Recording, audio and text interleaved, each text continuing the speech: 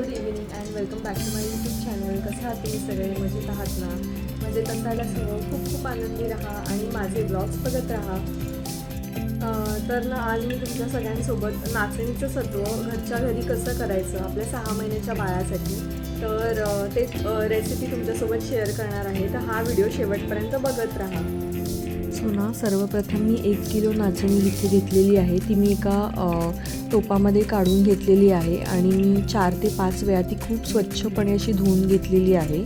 आणि धुतल्यानंतर ना आपल्याला ती 4 ते 5 तास पाण्यामध्ये तशीच भिजत ठेवायची आहे. आणि भिजून झालं ना की आपल्याला एकदा चेक करून घ्यायचं आहे, कारण नाचणी तुम्ही जरी डीमार्टमधून घ्या नाही तर कुठल्याही चांगल्या किराणा मालाच्या स्टोअरमधून घ्या, पण कुठलंही कडधान्य घेतलं आणि ते भिजत ठेवलं तर ते व्यवस्थित धुवून घ्यायचं. आणि इथे तर आपण नाचणीचं सत्व लहान मुलांसाठी बनवतो तर त्याच्यामुळे खूप काळजी घेऊन बनवायचं आहे आपल्याला. तर मी या नाचणीतलं सगळं पाणी काढून टाकलेलं आहे आणि एक सुती कपडा घेतलेला आहे आणि त्या कपड्यावर रात्रभर ही नाचणी मी व्यवस्थित पसरवून ठेवलेली आहे की जेणेकरून ती व्यवस्थित सुकेल. तर 12-1 तासानंतर आपल्याला ती व्यवस्थित सुकलेली नाचणी त्याच कपड्यामध्ये पुरचुंडी बांधून घ्यायची आहे आणि व्यवस्थित बंद करून ठेवायची आहे. आणि त्याला 1 दिवस पुन्हा ठेवून मोड काढून घ्यायची आहे. तर त्याच्या दुसऱ्या दिवशी आपल्याला ती नाचणी व्यवस्थितपणे भाजून घ्यायची आहे. तर इथे माझी ही जी कढई आहे ती 3 लिटरची कढई आहे आणि मी त्याच्यामध्ये ही नाचणी काढून घेतलेली आहे मोड आलेली आणि ती आपल्याला व्यवस्थित भाजून घ्यायची आहे. तर गॅसची फ्लेम आपल्याला मीडियम ठेवायची आहे आणि व्यवस्थित मंद आचेवर आपण ही नाचणी पहिले सर्वात प्रथम भाजून घेऊया. तर इथे आपली नाचणी 1 किलो आहे. तर मी तिथे रवा अर्धा किलो घेणार आहे, कारण की रव्याने मुलांचं वजन खूप छान वाढतं.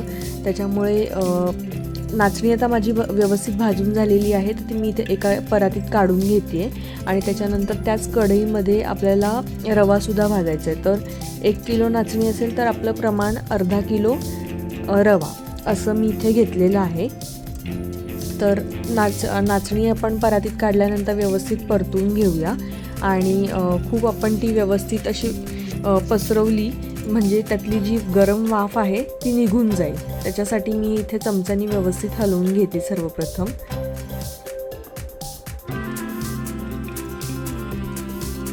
त्याच्यानंतर आपल्याला कढई गरम करून घ्यायची आणि अर्धा किलो रवा त्याच्यामध्ये टाकायचा आहे, बारीक रवा, आणि तो व्यवस्थित आपल्याला मंद आचेवर भाजून घ्यायचा. अजिबात इकडे आपल्याला गॅसची फ्लेम ही हाय करायची नाही आहे. मीडियम जी फ्लेम असते त्याच्यावरतीच आपल्याला हा रवासुद्धा व्यवस्थित भाजून घ्यायचा आहे.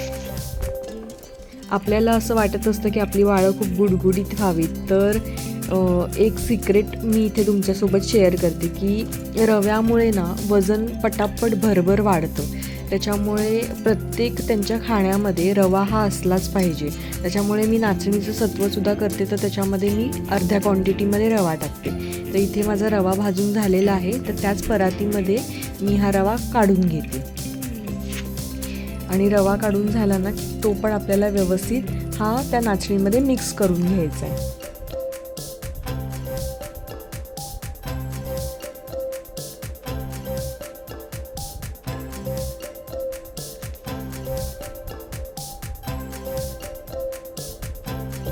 आणि त्याच्यानंतर रवा आता आपला भाजून झाला आहे, नाचणी भाजून झाली आहे. तर त्याच्यानंतर आपल्याला त्याच कढईमध्ये थोडेसे ड्रायफ्रूट्स आपल्या आवडीप्रमाणे घालून घ्यायचे आहेत. इथे मी अंदाजानुसार ड्रायफ्रूट्स घेतलेले आहेत, थोडे काजू, थोडे बदाम आणि थोडे अक्रोड. आता कसं आहे ना 1 किलो नाचणी अर्धा किलो रवा, तर त्या क्वांटिटीनुसार थोडे थोडे आपल्याला बदाम, काजू आणि अक्रोड घ्यायचे आहेत आणि ते सुद्धा आपल्याला मंद आचेवर व्यवस्थितपणे असे भाजून घ्यायचे आहेत. तर इथे ना आपल्याला ड्रायफ्रूट्स भाजताना पहिले आपण मंद आचेवर थोडेसे ड्रायफ्रूट्स भाजून घ्यायचे 5-1 मिनटं आणि त्याच्यानंतर ना आपल्याला त्याच्यामध्ये थोडंसं तूप टाकायचं आहे. अगदी 1 चमचाभर जरी आपण तूप म्हटलं तरी पण ते चालेल. तर तूप घालायचं आहे आपल्याला आणि व्यवस्थित ते परतून घ्यायचे, म्हणजे त्याच्यामध्ये जो खमंगपणा असतो ना तो उतरतो तुपामुळे. लहान मुलांसाठी कोणतीही गोष्ट करताना किंवा कुठलाही पदार्थ करताना आपल्याला अजिबात गॅसची फ्लेम ही हायवर ठेवायची नाही आहे, कारण करपट वास जो असतो ना त्याच्यामुळे ती मुलं खाणार नाहीत. तर त्याच्यामुळे कुठलाही पदार्थ आपल्याला मंद आचेवर खूप छान भाजून घ्यायचा आहे. तर इथे माझे ड्रायफ्रूटसुद्धा तुपामध्ये परतून झालेले आहेत. तर नाचणी आणि रवा ज्या परातीत काढला होता त्या परातीतमध्येच मी हे ड्रायफ्रूट्स काढलेले आहेत आणि इथे मी ते व्यवस्थित मिक्स करून घेते. आणि मिक्स करून झालं ना की हे आपल्याला 2 ते 3 तास व्यवस्थित थंड करून घ्यायचं आहे. अजिबात त्याच्यामध्ये गरम वाफ असता कामा नये. ते व्यवस्थित थंड करून घ्यायचे आणि त्याच्यानंतरच आपल्याला ते वाटून घ्यायचे.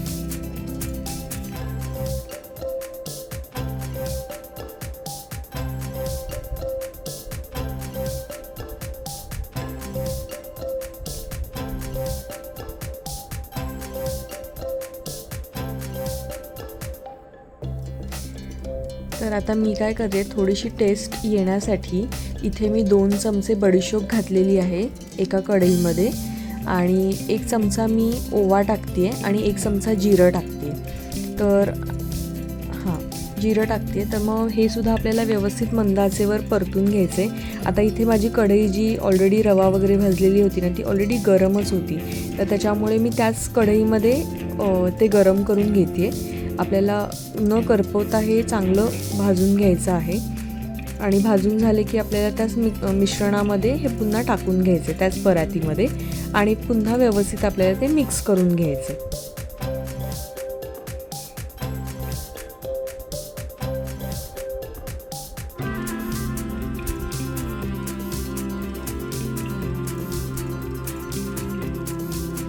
आणि हे सगळं मिक्स झालं ना की आपल्याला 4 ते 5 तास व्यवस्थित थंड करून घ्यायचे.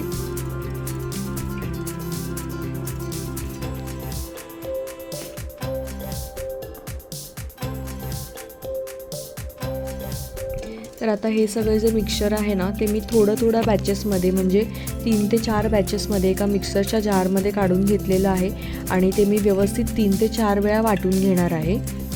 तर जितकं बारीक आपल्याला ग्राइंड करता येईल ना तितकं बारीक आपण हे ग्राइंड करून घ्यायला पाहिजे. कारण ह्याच्यामध्ये रवा आहे, त्याच्यानंतर नाचणी आहे आणि ड्रायफ्रूट्स पण आहेत. तर ड्रायफ्रूट्सचे अजिबात खडे राहिले नाही पाहिजेत. त्याच्यामुळे तुम्ही इथे बघा की मी किती बारीक हे मिक्सचर ग्राइंड करून घेतलेलं आहे आणि त्याच्यानंतर चाळणीच्या साहाय्याने ते मी चाळून घेतलं आहे आणि ते मी एका एअरटाईट कंटेनरमध्ये भरून घेतलेलं आहे. तर माझ्या बाळाला ना हे नाचणीचं सत्व खूप जास्त आवडतं. त्याच्यामुळे आता हे मी जवळजवळ 3ऱ्यांदा बनवत आहे आणि 3ऱ्यांदा हे मी थोडं जास्त क्वांटिटीमध्ये बनवलेलं आहे. तर ही रेसिपी कशी वाटली हे नक्की सांगा. तर हे जे नाचणीचं सत्व मी घरच्या घरी बनवलेलं आहे ती रेसिपी तुम्हाला कशी वाटली हे मला नक्की कमेंट करून सांगा. आणि असेच माझे नवनवीन व्हिडिओज येत राहतील, ते बघत राहा आणि खूप सारं प्रेम देत राहा. तर आजचा व्हिडिओ मी इथेच ब्लॉग एंड करते. तर हा ब्लॉग तुम्हाला कसा वाटला हे सुद्धा मला कमेंट करून नक्की सांगा.